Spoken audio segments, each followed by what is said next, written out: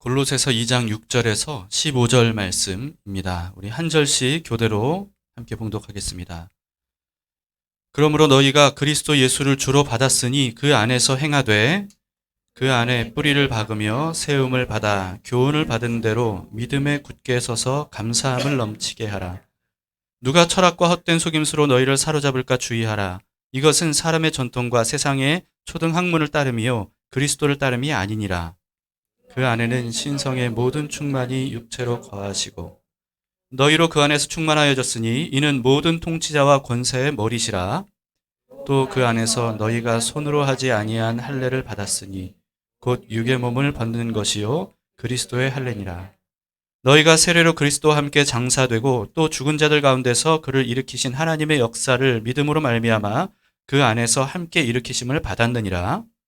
또 범죄와 죽었던 너희를 하나님이 그와 함께 살리시고 우리의 모든 죄를 사하시고 우리를 거스르고 불리하게 하는 법조문으로 쓴 증서를 지우시고 제하여 버리사 십자가에 못 박으시고 통치자들과 권세들을 무력화하여 드러내어 구경거리로 삼으시고 십자가로 그들을 이기셨느니라. 아멘. 네, 앉으시겠습니다.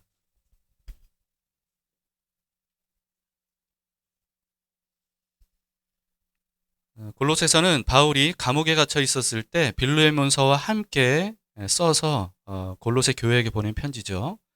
앞서 큐티했던 빌레몬서에서 우리는 빌레몬이라고 하는 사람이 굉장히 훌륭한 믿음과 순종을 하는 사람이다라고 하는 것을 볼 수가 있었습니다.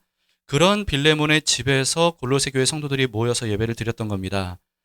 그래서 이 골로새 교회도 굉장히 훌륭한 교회였던 것 같습니다.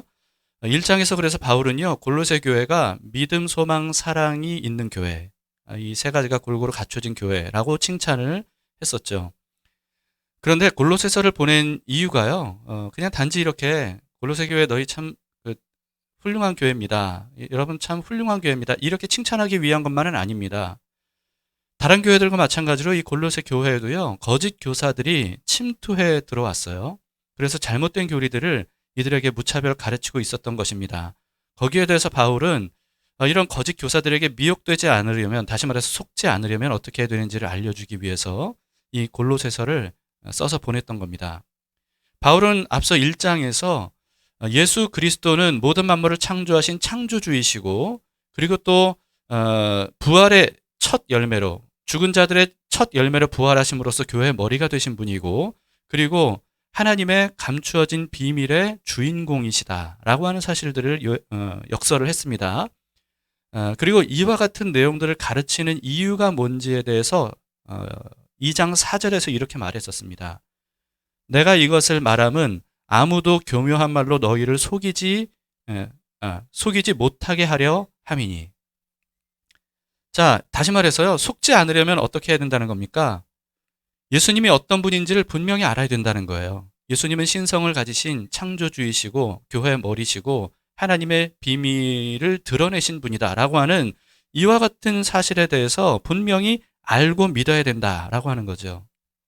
바울은 이들이 교묘한 말로 사람들을 속인다고 말합니다. 교묘하다는 거예요. 교묘하다는 거는요, 분별하기 어렵다는 겁니다. 진짜처럼 보인다는 거예요. 그렇기 때문에 진짜를 모르면 속을 수밖에 없다라고 하는 거죠. 그렇기 때문에 진짜가 뭔지를 바울이 이 골로새 교회 성도들에게 알려주고 있는 겁니다. 여러분, 속지 않으려면요, 대충 알고 믿어서는 안 됩니다. 진짜를 제대로 알고 믿어야 돼요. 대충 알고 믿어도 문제 없다면, 그렇다면 바울은 이런 편지를 쓸 필요가 없었어요. 바울이 여러 편지들을 쓸 필요가 없었습니다. 그런데 이런 편지들을 쓰면서 굉장히 안타까운 마음으로 그리기는 하지만 그럼에도 불구하고 외치듯이 그렇게 글들을 썼던 이유가 뭐냐 하면 대충 알고 믿으면 안 되기 때문이라는 거죠. 우리도 마찬가지입니다. 여러분, 대충 알고 믿으면요, 속을 수밖에 없어요. 사탄은 거짓의 아비라고 불리는 존재이지 않습니까? 거짓의 아비. 다시 말하면요, 거짓의 천재라는 거예요. 아주 천재적인 이 거짓말을 하는 존재가 바로 사탄입니다. 그런데 이렇게 사탄이 천재적인 거짓말쟁이인 이유가 뭐냐 하면요, 진짜를 너무나도 잘 알기 때문입니다. 진짜를 잘 모르면 사람들을 속일 수 없어요. 사탄은 자기가 알고 있는 진짜, 이 진짜를 우리가 깨닫지 못하게 하려고, 알지 못하게 하라고 필사적으로 속이고 왜곡시키는 존재입니다. 여러분, 거기에 우리가 속지 않으려면 방법이 뭐겠습니까? 단 하나죠. 진짜가 뭔지를 우리가 확실히 알면 속지 않습니다. 사탄은 그것을 우리가 알지 못하게 하려고 애를 쓰지만, 그러나 예수님께서는 그와 같은 모든 진실, 진리, 진짜가 뭔지를 드러내시는 분이세요. 그래서 우리가 그 예수님이 어떤 분인지를 분명히 알면 예수님 안에 담겨져 있는 진리를 우리가 알 수 있는 거죠. 그래서 여러분, 우리가 성경을 제대로 알아야 되고요. 예수님이 어떤 분인지를 제대로 알아야 되고, 복음이 뭔지에 대해서 우리는 깊이 있게, 정확하게, 제대로 알아야 됩니다. 골로새 교회는 굉장히 훌륭한 교회였어요. 아주 좋은 교회였습니다. 그럼에도 불구하고 바울의 이와 같은 편지가 필요했다는 겁니다. 이와 같은 편지가 아니라면 훌륭한 교회인 골로새 교회도 속을 수밖에 없다라고 지금 바울은 말하고 있는 겁니다. 여기에 대해서 우리는 분명히 경각심을 가져야 되고요. 그리고 이 골로새 교회에게 이런 편지가 필요했다면 우리에게도 필요한 편지다라고 생각하고 골로새서를 통해서 우리가 진짜가 뭔지, 진리가 뭔지 여기에 대해서 분명히 알아갈 수 있기를 바랍니다. 오늘 본문을 보시겠는데요. 6절, 7절을 먼저 보시겠습니다. 그러므로 너희가 그리스도 예수를 받았으니 그 안에서 행하되 그 안에 뿌리를 박으며 세움을 받아 교훈을 받은 대로 믿음에 굳게 서서 감사함을 넘치게 하라. 창조주이시고 또 교회의 머리시고 하나님의 비밀을 드러내신 예수 그리스도, 그분을 주님으로 영접한 우리는 반드시 그 예수님 안에 뿌리를 깊게 내려서 그 교훈을 받은 대로 믿음에 굳게 서야 된다 라고 말씀하고 있는 겁니다. 특히 오늘 본문에 자주 반복되는 내용이 있어요. 그 단어가 있습니다. 그게 뭐냐 하면 그 안에 또는 그 안에서입니다. 이거는 바울이 이 골로새서뿐만 아니고요. 다른 서신들에서도 굉장히 많이 쓰는 말이거든요. 다시 말해서 그리스도 안에서, 예수님 안에, 이런 뜻입니다. 그 안에 있어야 된다는 거예요. 여러분, 이 바울의 이 계속 반복되는 이 말 안에 내포된 게 뭐냐 하면 예수님 안에 있지 않고 예수님 밖으로 벗어난 것은 이게 거짓이라는 겁니다. 잘못된 복음이라는 것이고 거짓 가르침이라는 겁니다. 그래서 예수님 안에 있어야 된다. 예수님 안에 있는 것이 진리다. 예수님 안을 벗어나는 것은 비슷해 보여도 가짜다 라고 하는 것을 우리에게 알려주시는 거죠. 8절 보시겠습니다. 누가 철학과 헛된 속임수로 너희를 사로잡을까 주의하라. 이것은 사람의 전통과 세상의 초등학문을 따름이요 그리스도를 따름이 아니니라. 여기서 철학이라고 하면요, 대부분 이 당시의 세계를 주름잡고 있었던 그리스 로마 철학을 의미합니다. 그런데 오늘 본문에서는 그리스도 로마 철학을 의미하는 게 아닌 것 같아요. 왜냐하면 오늘 본문과 또 이후의 내용들을 보면 계속 그 율법주의에 대한 얘기가 나오거든요. 그러니까 전통, 초등학문, 할례 이런 게 다 이제 율법과 관련된 율법주의이기 때문에 여기서 말하는 철학은 그리스 로마 철학이 아니고요. 유대인들의 유대교 철학인 것 같습니다. 다시 말해서 바울이 속지 말라라고 했던 거짓 교사들이 어떤 사람들이냐면 율법주의적인 잘못된 복음을 전해주는 유대인들이다 라고 하는 것을 우리가 알 수 있어요. 이 유대인들은요, 자칭 그리스도인이라고 바울이 말합니다. 자칭 그리스도인들. 그러면서 이 유대인들은 각 지역으로 다니면서 이 이방인 교회들을 다 찾아다녀요. 다 찾아다니면서 거기서 바울을 흠잡습니다. 바울이 전한 복음은 이게 틀렸다는 거예요. 또는 바울이 전한 복음에는 중대한 결함이 있다는 거예요. 그러면서 뭐라고 전파했냐 하면 율법도 반드시 지켜야 된다. 그런데 바울은 그걸 안 가르쳐줬다 라고 하는 거죠. 여러분, 그렇다고 해서 이 거짓 교사들이요, 예수님을 부인한 게 아닙니다. 이들은 예수님을 그리스도라고 믿었어요. 그리고 그렇게 고백도 했어요. 그런데 그런 예수님을 믿는 것과는 별개로, 그것과는 별개로 유대인처럼 율법을 지켜야만 구원을 받을 수 있다. 이렇게 말했던 겁니다. 골로새는 터키 지역에 있는 지금의 터키 지역에 있는 그 도시였거든요. 그렇기 때문에 그 교회는요 이방인들의 교회였습니다.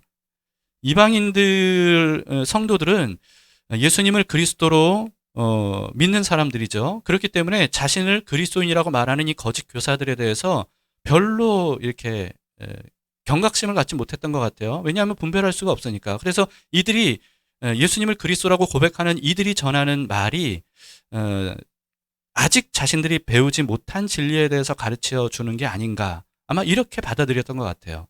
그러나 바울은 그들의 가르침은 교묘한 속임수일 뿐이고 헛된 철학이다, 이렇게 분명히 알려주고 있는 겁니다. 이와 같은 가르침을 따르는 것, 그것은 그리스도를 따르는 게 아니다, 이렇게 8절에서 말하고 있는 거죠. 그리스도를 따르는 것은 그런 게 아니다 라고 하는 겁니다. 9절 10절을 보세요.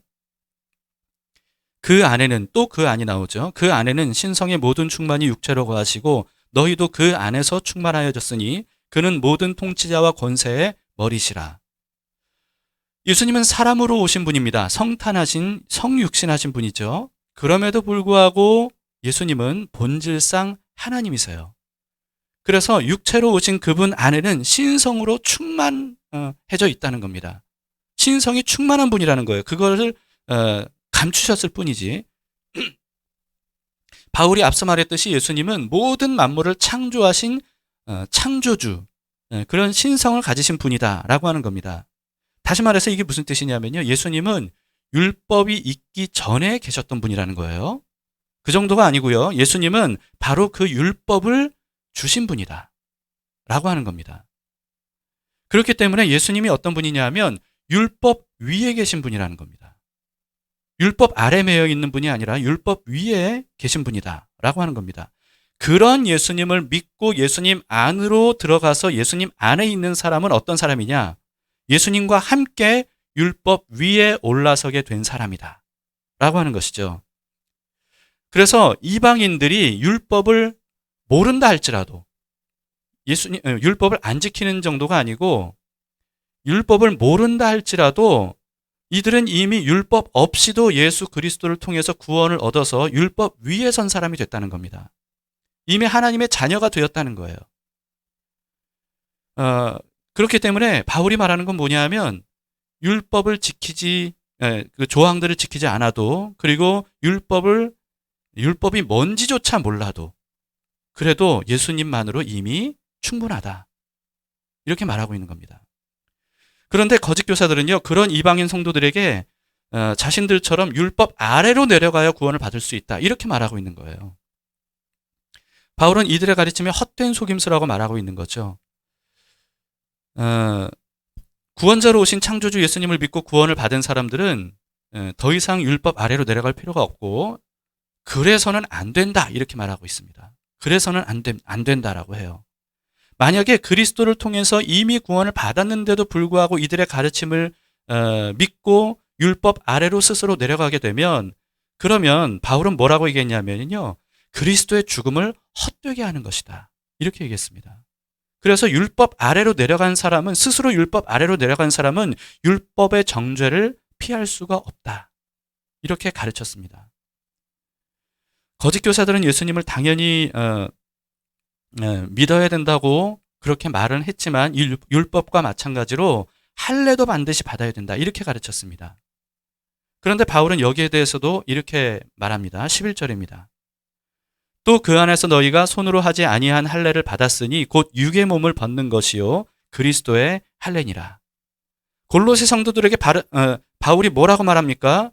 여러분들은 손으로 한 할례를 받지 않았지만 그러나 이미 육의 몸을 벗은 그리스도의 할례를 받은 사람들입니다, 이렇게 말하는 겁니다.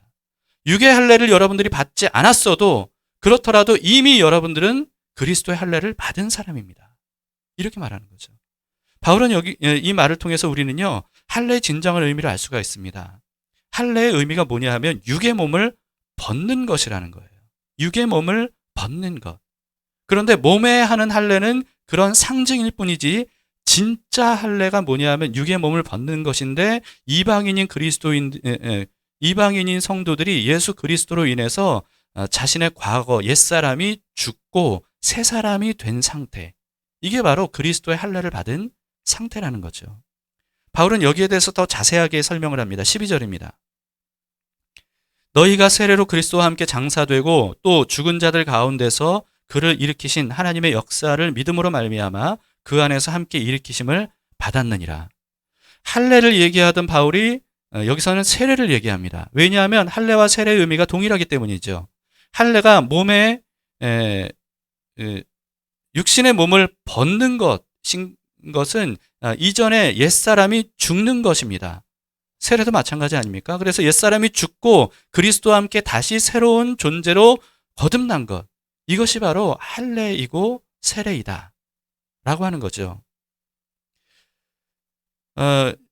예수 그리스도를 구세주로 믿은 이방인이었던 골로새 성도들은 이미 예수님만으로도 새 사람이 되었다라고 하는 겁니다. 13절에서 15절 마지막입니다. 또 범죄와 육체의 무할례로 죽었던 너희를 하나님이 그와 함께 살리시고 우리의 모든 죄를 사하시고 우리를 거스르고 불리하게 하는 법조문으로 쓴 증서를 지우시고 제하여 버리사 십자가에 못 박으시고 통치자들과 권세들을 무력화하여 드러내어 구경거리로 삼으시고 십자가로 그들을 이기셨느니라. 자, 한마디로 얘기하자면 이겁니다. 이제는 더 이상 율법의 지배를 받지 않아도 된다라고 하는 거죠. 왜냐하면 예수 그리스도께서 이미 우리를 율법 위로 올라서도록 했기 때문이다 라고 하는 겁니다. 그렇기 때문에 이와 같은 거짓 교사들의 말을 듣고 다시 율법 아래로 내려가는 일이 없게 하라. 이미 우리는 이 모든 율법의 정죄를 이긴 사람들이다. 예수 그리스도를 통해서 그 위에 올라선 사람들이다 라고 우리에게 알려주고 있는 겁니다. 자, 그런데 여러분, 우리가 이런 내용들을 들으면 또 이제 극단적으로 생각하는 경우들이 좀 많이 있는 것 같아요. 극단적으로. 그러니까 뭐냐 하면 율법은 그러면 전혀 뭐 쓸모없는 것이고 지금은 뭐 율법은 완전히 다 폐기된 것이고 막 이런 식으로 우리가 지나치게 생각하는 경향이 있습니다. 실제로 교회에서는 마치 율법을 복음의 반대말인 것처럼 가르치는 경우들이 많은 것 같아요. 저도 사실 그렇게 배웠었거든요. 복음과 율법이 대조가 되면서 그러면서 율법은 복음의 반대말인 것처럼 저도 그렇게 배웠었습니다. 그리고 그런 교재를 가지고 성경 공부도 했었어요. 그 교재 제목도 기억납니다. 율법과 복음이었어요. 율법과 복음을 대립 구도로 이렇게 가르치는 거죠. 그런데 그렇게 가르치는 그 근거를 대부분 바울의 서신들을 근거로 합니다. 여러분, 그러나 바울이 이렇게도 말했다는 것을 우리는 알아야 됩니다. 로마서 7장 12절입니다. 이로보건대 율법은 거룩하고 계명도 거룩하고 의로우며 선하도다. 바울이 이렇게 말한 거예요. 율법이 거룩하대요. 계명도 거룩하고요. 그리고 심지어 의롭고 선하다고 합니다. 그리고 디모데전서 1장 8절에서도 이렇게 말했습니다. 그러나 율법은 사람이 그것을 적법하게만 쓰면 선한 것임을 우리가 아노라. 네, 율법은 제대로만 쓰면 선한 겁니다. 문제는 뭐예요? 적법하게 쓰지 않으니까 문제라는 거예요. 바울이 거짓 교사들에 대해서 이렇게 말하고 있는 겁니다. 그들은 율법을 적법하게 쓰고 있지 않다라고 하는 것이죠. 여러분, 그러나 율법은 어쨌든 적법하게만 쓰면, 제대로 올바르게만 쓰면 선한 것이라는 겁니다. 하나님이 이스라엘에게 악한 것을 주지 않으셨어요. 율법을 선하기 때문에 주신 겁니다. 이스라엘을 위해서, 이스라엘을 사랑해서 주신 게 율법이었어요. 다만 율법은 그리스도께로 인도하기 위한 역할, 거기에 한정돼 있을 뿐이죠. 갈라디아서 3장 24절에서 바울이 이렇게 말했습니다. 이같이 율법이 우리를 그리스도께로 인도하는 초등 교사가 되어 우리로 하여금 믿음으로 말미암아 의롭다함을 얻게 하려 함이라. 율법의 역할이 뭡니까? 그리스도께로 인도하는 역할이라는 겁니다. 그리스도께로 인도하는 역할. 그런데 그리스도께서 오신 이후에도 율법 아래 얽매여 있다면 그건 잘못된 거라는 거예요. 율법을 잘못 쓰고 있는 거라는 겁니다. 그리스도께서 오신 이후에도 율법 아래 얽매여 있는 것, 이게 바로 율법주의입니다. 구약시대에 율법을 열심히 지켜야 된다라고 외쳤던 선지자들, 여러분, 그들이 율법주의자가 아니었어요. 구약의 이스라엘 백성들은 반드시 율법의 조항대로 지켜야 됐습니다. 그런데 그리스도께서 오신 이후부터는 달라졌어요. 왜냐하면 이 율법은 그리스도께로 인도하는 역할이기 때문에. 그렇기 때문에 예수께서 오신 이후에도 율법 아래로 내려가 있다면, 위에 올라서지 못하고 있다면 그게 바로 율법주의라는 겁니다. 그래서 율법이 문제가 아니라 이 율법주의가 문제라는 거예요. 예수님도 율법에 대해서 이렇게 직접 말씀하셨습니다. 마태복음 5장 17절인데요. 내가 율법이나 선지자를 폐하러 온 줄로 생각하지 말라. 폐하러 온 것이 아니요 완전하게 하려 함이라. 여러분, 예수님이 율법을 어기셨을까요? 율법을 전혀 어기지 않으셨습니다. 예수님은 율법을 철저하게 지키셨어요. 오히려 그보다 더 지키셨어요. 다만 더 지키시는 것에 대해서 유대인들이 이해를 못했을 뿐이죠. 죄가 없으신 분으로서 율법을 지키셨기 때문에 죄인들의 수준에서는 그게 이해가 안 됐을 뿐이지, 예수님은 율법을 철저히 지키셨습니다. 그럼에도 불구하고 예수님은 율법 위에 올라선 율법을 완성하신 분이세요. 우리가 그런 예수님을 믿으면요, 율법과 상관없는 삶을 살아도 되는 게 아니고요, 율법을 이루면서 살게 되는 겁니다. 무슨 뜻이냐면, 내가 율법 조항 요거 이뤄야지 이렇게 이루는 게 아니고요, 예수 그리스도 안에서 예수님과 함께 동행하고 예수님의 인도하심을 따라 살게 되면 율법을 이루며 사셨던 예수님처럼 나도 율법을 이루는 삶을 살게 된다는 겁니다. 이게 바로 율법 위에 서는 신앙이죠. 바울은 율법을 이루는 삶이 어떤 것인지에 대해서 로마서 13장 10절에서 이렇게 간단하게 알려줬습니다. 사랑은 이웃에게 악을 행하지 아니하나니 그러므로 사랑은 율법의 완성이니라. 율법을 어떻게 이루며 살 수 있습니까? 사랑하면 살 수 있다는 거예요. 사랑하면 율법 위에 설 수 있다는 겁니다. 왜냐하면 모든 율법을 예수님께서 요약해 주셨잖아요. 뭐라고 요약해 주셨죠? 하나님 사랑, 이웃 사랑. 다시 말해서 하나님은요, 율법에 어떤 가치를 핵심으로 심어주셨냐면 사랑입니다. 율법에 여러 조항들이 많이 있어도 그걸 요약하자면 하나님을 사랑해라. 그리고 형제 자매를 사랑해라. 사람을 사랑해라. 그거예요. 그렇기 때문에 여러분, 율법 조항을 세세하게 몰라도 우리가 사랑하면, 어떻게? 예수님처럼 사랑하면 우리는 율법을 이루는 삶을 사는 겁니다. 그래서 예수님과 함께 동행하면서 예수님처럼 살다 보니까 나중에 율법을 보니까 이게 율법이구나. 내가 그런데 이런 삶을 살고 있네 라고 하는 삶이 돼야 된다는 거예요. 그래서 여러분, 바울과 예수님의 말씀을 종합해 보면 그리스도인들은 어떤 사람들입니까? 율법 아래 매여 있는 사람이 아니고요, 예수님의 사랑으로 율법을 이루면서 율법 위에 서는 사람이라고 하는 거죠. 그래서 여러분, 예수님의 산상수훈을 대부분 은혜스럽다 이렇게 받아들이는데요, 예수님의 산상수훈을 조목조목 살펴보세요. 율법보다 더 빡빡합니다. 이 율법보다 굉장히 더 어려운 고차원적인 삶에 대한 말씀을 예수님이 하신 게 바로 산상수훈이에요. 그런데 왜 예수님이 그런 말씀하셨는가? 율법보다 더 우리를 얽매이도록 하기 위한 그런 말씀이 아니고요, 예수님께서 바로 그런 삶을 사신 분이고, 그렇기 때문에 예수님 안에 있는 사람은 그런 삶을 살 수 있다라고 하는 것을 알려주신 것이 바로 산상수훈입니다. 그러므로 율법을 아예 부정하고 무시하거나 없애는 거, 이건 잘못된 겁니다. 율법을 디디고 그리스도께로 나아가서 예수님 안에 거하는 삶, 예수님의 인도하심과 예수님의 품 안에서 함께 동행하는 삶, 이런 삶을 사는 것이 바로 그리스도인들이 살아야 될 삶이다 라고 하는 것이죠. 그런데 참 아이러니한 게 있습니다.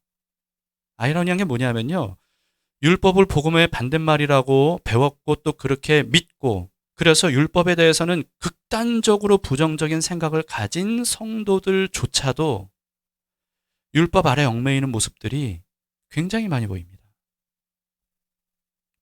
예수 그리스도와 함께 동행하면서 예수님의 인도하심을 따라가는 이와 같은 어떤 인격적인 주님과의 동행을 통한 삶, 그리스도 안에서의 삶, 이런 삶보다는요, 어떤 교회에 정해진 규정, 규칙, 종교적인 관습, 지금까지 한국 기독교에 전해져 왔던 전통, 뭐 이런 것들대로만 하면 된다라고 하는 안일한 신앙생활, 이런 신앙생활을 가진 사람들이 교회 안에 참 많이 있습니다. 정해진 규칙과 관습을 따라서 하는 그런 신앙생활을 예수 그리스도의 인도하심을 따르는 것이라고 오해하기도 해요. 그런데 여러분, 바울은 오늘 본문에서 8절에서 그런 것은 그리스도를 따르는 삶이 아니라고 말씀하고 있습니다. 특히나 제가 뭐 늘 말씀드리듯이요, 한국 교회는 특히 목사의 말대로만 하면 된다라고 하는 이런 맹목적인 신앙생활을 하는 사람들이 굉장히 많이 있습니다. 물론 목사의 역할이 분명히 있습니다. 하나님의 말씀을 전하고 하나님 말씀을 기준으로 교회를 이끌어가야 돼요. 예수님께로 이끌어가야 됩니다. 그러나 그런 정도가 아니라 아예 목사님의 말씀은 곧 주님의 말씀. 그래서 하나님의 말씀을 토대로 말하는 게 아니라 그냥 자기 개인의 말을 하는 것조차도 다 맹목적으로 그냥 따라가는, 이와 같은 모습들이 한국 교회엔 너무 많이 있기 때문에 교회에 참 많은 문제들이 발생이 되고 있습니다.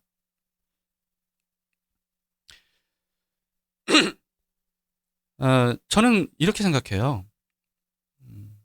성도들이 왜 그러냐 하면요, 그게 쉽기 때문입니다. 본인 스스로 말씀을 묵상하고 하나님의 뜻이 뭔지를 분별하고 깊이 있게 연구하고 예수님과 인격적인 교제를 나누면서 예수님 앞으로 나아가서 예수님과 함께 깊은 사귐의 어떤 시간을 갖는 것, 이것보다도 그냥 교회가 정해진 대로 목사가 이렇게 하세요 저렇게 하세요 하는 대로 하는 게 훨씬 쉽잖아요. 너무 간단하잖아요. 그러니까 그것만 하면 된다고 생각하는 안일한 신앙생활이 바로 맹목적인 신앙생활로 이어지는 것이고, 이것이 바로 바울이 말하는 율법주의 신앙이다 라고 하는 것이죠. 물론 목사가 시키는 게 쉬운 일은 아닙니다. 너무나도 버겁고 막 짐이 되는 그런 것들도 많이 있죠. 그럼에도 불구하고 스스로 성경을 읽고 기도하면서 하나님의 말씀을 분별하는 거, 이게 너무 많은 시간이 걸리고 너무 어려운 일이고 너무 귀찮은 일이고 많은 시간들이, 많은 노력이 요구되는 일이다 보니까, 그러니까 그냥 차라리 편하게 정해진 대로 그렇게 해버리는, 그리고 혹시나 잘못된 길로 가더라도 남 탓할 수 있으니까. 저는 이런 신앙은 도박적인 신앙이라고 생각합니다. 안일할 뿐만 아니라 도박적인 신앙이에요. 그리스도와 아무런 상관이 없는 종교 생활입니다. 그리스도를 따르는 삶이 아닌 거죠. 여러분, 이런 비유를 하고 싶습니다. 혼자 미혼으로 살다가요, 결혼을 하면 어떻게 해야 되겠습니까? 어떻게 해야 결혼 생활을 잘할 수 있을까요? 미혼으로 혼자 살던 방식을 버려야 됩니다. 그게 싫다고 해서 결혼한 이후에도 혼자 살던 방식을 고집하게 되면 그 결혼 생활은 정말 괴롭고 불행할 수밖에 없을 겁니다. 늘 싸우고 불화가 일어나고 그럴 거예요. 그런 불화가 일어나고 자기가 불행한 것에 대해서 남 탓, 다시 말해서 이제 배우자 탓을 할 수 있을지 몰라도, 사실 이렇게 혼자 살던 것처럼 똑같이 살아왔던 사람이 아무리 어떤 핑계를 대도 사실은 그게 이전 삶을 고수하기 때문인 거죠. 물론 여러분, 그 혼자 살던 방식을 버리는 거, 바꾸는 거, 이건 굉장히 힘들고 어려운 일입니다. 그러나 이제는 혼자 사는 게 아니라 배우자와 함께 사는 삶이기 때문에 그런 삶을 받아들이고, 그럼으로써 혼자 삶을 살던 방식을 기꺼이 버리고 둘이 함께 살고 가족이 함께 사는 방식을 하나씩 습득해 나가면, 그러면 이전에 혼자 살던 때와는 비교할 수 없는 풍성함과 행복함을 누릴 수 있습니다.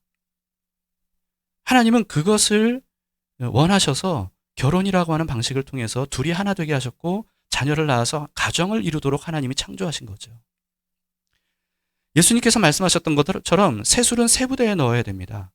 새술을 헌 부대에 넣으면요, 우리는 부대를 안 쓰고 병으로 쓰니까 이걸 잘 모르긴 하지만요, 가죽 부대에다가 헌 부대에다가 새술을 넣으면 새술이 발효돼서 부풀어 오를 때 이 신축성을 잃어버린 가죽 오래된 부대, 헌부대는 터져버려요.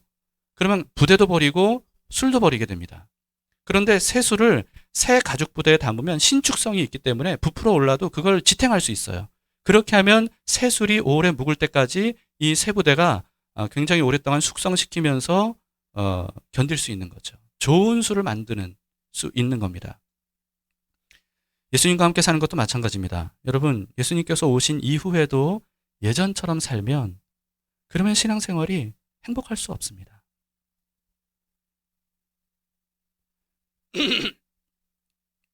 오늘 본문대로 얘기하자면 혼자 힘과 혼자 노력으로 율법을 지키는 삶, 다시 말해서 좋은 사람이 되려고 하고 하나님을 만족시키려고 하고 내 스스로가 나를 괜찮은 사람으로 만들려고 하고 그리고 또 내가 구원받을 만한 조건을 가진 사람이 되려고 하는 이런 삶. 여러분, 이런 삶을 고수하면 이거는 예수님과 아무 상관없는 것처럼 사는 겁니다. 그런 삶은 불행한 신앙생활일 수밖에 없어요. 짐일 수밖에 없고요. 결국은 원망과 불평이 가득한 신앙생활일 수밖에 없습니다. 그러나 우리를 율법의 정죄에서 건져주시기 위해서 오신 예수님과 함께 사는 방식을 하나씩 터득하면 이제는 나는 혼자 사는 게 아니다. 내 방식대로 사는 게 아니다. 내 힘과 내 능력으로만 사는 게 아니다. 라고 하는 것을 인정하고 나를 구원하기 위해서 오신 예수 그리스도와 함께 사는 법, 이것을 하나씩 터득해 가게 되면 그러면 이전과는 비교할 수 없는 기쁨과 행복을 우리가 누릴 수 있다라고 하는 것이죠. 예수님께서 이렇게 말씀하셨습니다. 요한복음 10장 10절에 내가 온 것은 양으로 생명을 얻게 하고 더 풍성히 얻게 하려는 것이라. 예수님이 우리에게 오신 것은 우리를 불행하게 하기 위함이 아닙니다. 우리에게 갈등을 빚게 하기 위함이 아니에요. 우리가 이전의 방식을 버리는 어떤 고통, 괴로움, 이런 것들 때문에 자책감을 가지라고 예수님께서 오신 게 아닙니다. 예수님은 우리에게 생명을 얻게 하고 더 풍성히 얻게 하려고 오셨습니다. 그렇기 때문에 기꺼이 예수님 없이 살아왔던 이전의 삶을 청산하고 예수님과 함께 더불어 살아가고자 하는 삶을 시작하면서 그 방식을 예수님 인도하시는 대로 터득해 나가면 그러면 비교할 수 없는 풍성한 은혜를 우리가 누리면서 살 수 있습니다. 바울은 예수님이 어떤 분인지를 분명히 말씀하고 있습니다. 예수님은 창조주이신데 우리를 구원하기 위해서 이 땅에 오셨고 우리를 대신해서 죽으셔서 교회의 머리가 되신 분이다. 그분은 하나님의 비밀에 감춰져 있었던 분인데 직접 드러내신 분이다. 라고 우리에게 알려줬습니다. 여러분, 그 예수님이 우리의 배우자로 오셨습니다. 우리의 신랑으로 오셨습니다. 예수님을 믿는 사람들은 여러분들이 인지했든 인지하지 못했든 사실은 예수님과 결혼한 사람들이에요. 그렇기 때문에 이전과 똑같은 방식으로 살면 더 이상은 안 되는 겁니다. 이전과 다른 삶, 특별히 예수님 안에 있는 삶, 예수님과 함께 더불어 사는 삶, 예수님을 내 머리로 모시는 삶, 예수님의 인도하심을 따르면서 예수님의 보호하심 아래에서 예수님을 의지하는 삶, 이런 삶을 산다면 여러분 그것으로 충분한 겁니다. 더 이상 율법 아래로 내려가지 않아도 돼요. 어떤 조항 하나하나 때문에 죄책감을 갖지 않아도 됩니다. 전체적으로 우리는 예수 그리스도와 함께 동행하며 살아갈 때 나도 모르는 사이에 점점 더 율법 하나하나를 이루어가는 그런 삶을 우리가 살게 되는 것이고 그리고 그런 삶이 진짜 자유로운 삶이 되는 겁니다. 주님은 우리를 인도하셔서 푸른 풀밭, 쉴만한 물가로 우리가 만족함을 누리기를 원하십니다. 그 주님께서 오늘도 우리와 함께 하시고 내년에도 함께 하시리라 믿습니다. 우리의 전부가 되시는 주님 앞에 우리의 삶을 기꺼이 올려드리고 주님과 함께 동행하는 삶으로 나아갈 수 있기를 축복합니다.